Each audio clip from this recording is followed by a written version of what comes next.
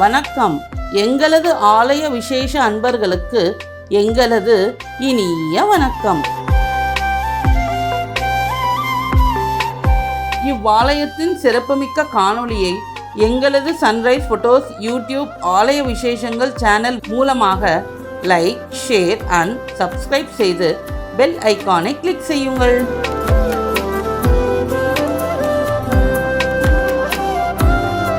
ஆலய விசேஷத்தில் இன்று நாம் தரிசிக்க இருப்பது மிகவும் பிரசித்தி பெற்ற ஸ்ரீ பாபா தன்சார்ஜி ஆலயம். இவ்வாலயம் ஜம்முவின் கட்ரா பகுதியில் இருந்து 15 கிலோமீட்டர் தொலைவில் கருவா என்னும் கிராமத்தின் அருகில் உள்ளது.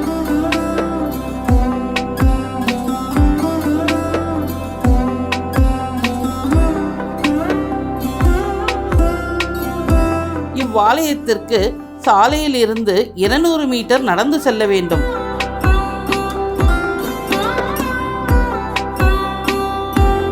பாபா தன்சார் என்பது புனித தலம்.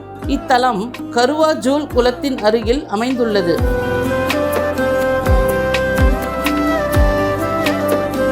அடர்ந்த காட்டுப்பகுதியின் நடுவில்தான் இந்த குகை சார்ந்த சிறிய கோயில் அமைந்துள்ளது. கோவிலின் உள்ளே செல்வதற்கு சில படிகளை கடந்து கீழ் நோக்கி செல்ல வேண்டும்.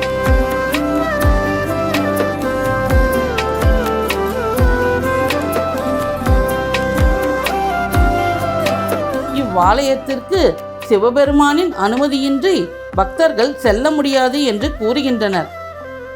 எல்லா இடங்களிலும் சிவபெருமான் ஆலயம் இருந்தாலும் இந்த சிறப்புமிக்க ஆலயத்தை அறிந்தவர்கள் நம்மில் சிலரே என்று அதிசயிக்கும் வண்ணம் இவ்வாலயம் உள்ளது.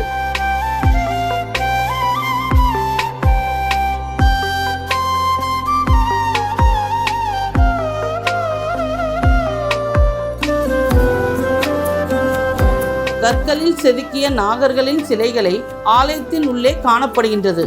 இவ்வாலயத்தின் அருகே ஒரு மேடை அமைத்து அதன் மேல் நாகதேவதையின் உருவச் சிலைகளை வைத்துள்ளனர்.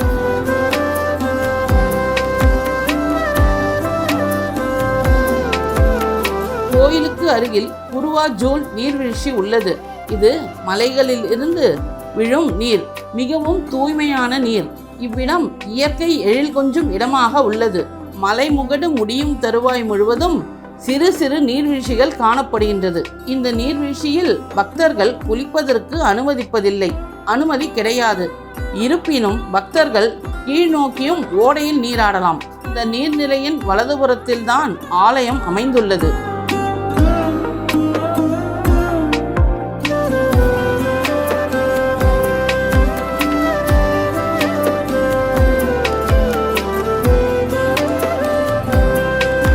சிவபெருமானை தரிசிப்பதற்கு முன் இந்த நாகர்களை தரிசித்து விட்டுதான் சிவபெருமானை தரிசிக்கின்றனர்.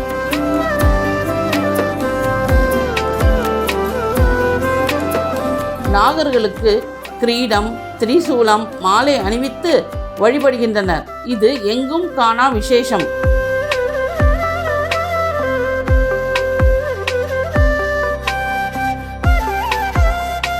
எல்லாவித நாகதோஷங்களையும் நீக்கும் மிக சக்தி வாய்ந்த ஸ்தலம்.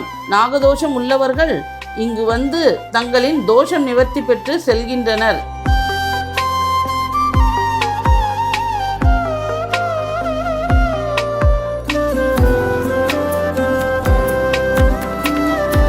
நாகம் மனித உருவில் வாசுதேவராக வந்ததாகவும் இவரின் மகன்களில் ஒருவர்தான் தன்சார் என்று கூறுகின்றனர். தன்சார் ஒரு துறவி. பழங்காலத்தில் கருவா ஜூல் அருகே ஒரு அரக்கன் கருவா கிராம மக்களை துன்புறுத்தி வந்தான். மக்கள் பாபா தன்சாரின் உதவியை நாடினர். சிவபெருமான் உதவியால் பாபா அந்த அரக்கனை வென்றதாக புராணங்கள் கூறுகின்றன.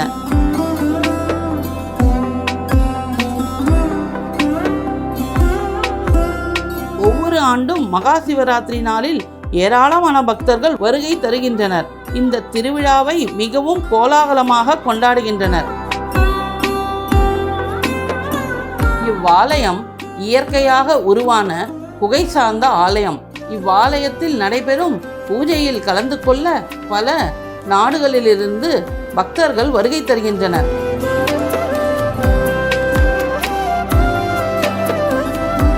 ஆலயத்தில் உள்ள சிவபெருமானை வழிபடுவதற்காக ஆயிரக்கணக்கில் நாகங்கள் வந்து செல்வதாக பக்தர்கள் நம்புகின்றனர். நீர்நிலையின் வழியாக கருவறைக்குள் தஞ்சமடைந்து சில நாட்கள் இங்கு தங்குகின்றன.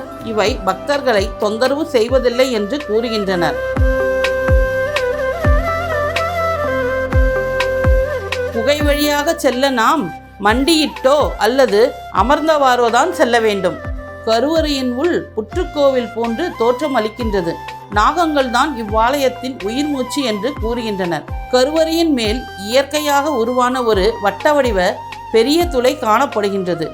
அதில் சூரிய ஒளிப்பட்டு கருவறை முழுவதும் ஒளி பரவுகின்றது. இங்கு நாம் ஈசனை ஒளி வடிவமாக தரிசிக்கலாம்.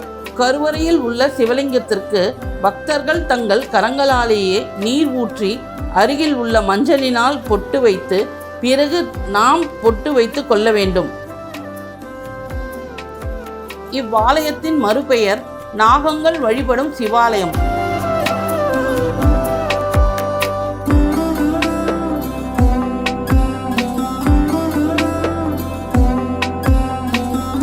बाबा दंसल का मंदिर है और शिव गुफा।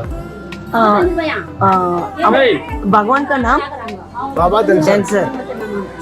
शिव गुफा साथ में है। शिव कितने साल से ये मंदिर? ये पुराने सालों से। बाबा दंसल जी अमरनाथ जाते समय शेषनाग जी है ना, उसके गले में सांप है, उनके पोते हैं बाबा दंसल। पोते बाबा दंसल जी, उनके 84 पोते हैं, सभी J&K में हैं। सबसे बड़े बेटे बाबा दंसल।